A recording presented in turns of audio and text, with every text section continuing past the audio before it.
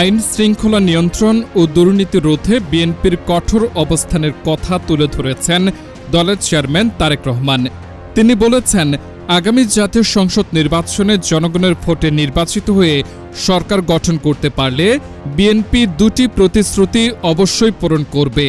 এর একটি হল কঠোর হস্তে আইন শৃঙ্খলা নিয়ন্ত্রণ এবং অন্যটি হল দুর্নীতির টুটি চেপে ধরা।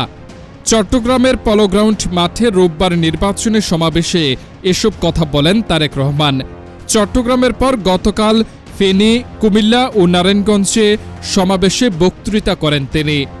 চট্টগ্রামের সমাবেশে দুর্নীতির বিষয়ে বিএনপির চেয়ারম্যান বলেন, আইন সবার জন্য সমান। অপরাধীর পরিচয় কোনো দল দিয়ে নয়, অপরাধীর পরিচয় সে আইনের দৃষ্টিতে অপরাধী এবং অপরাধী যেই হোক তার বিরুদ্ধে দেশের আইন অনুযায়ী ব্যবস্থা গ্রহণ করা হবে। এ বিষয়ে তিনি আরও বলেন, আমি এখানে লক্ষ মানুষের সামনে পরিষ্কারভাবে বলে দিতে চাই, আমরা যেসব পরিকল্পনা গ্রহণ করেছি সেসব পরিকল্পনা কেউ যদি দুর্নীতির মাধ্যমে বাধাগ্রস্ত করে তাদেরকে আমরা ছাড় দেব না।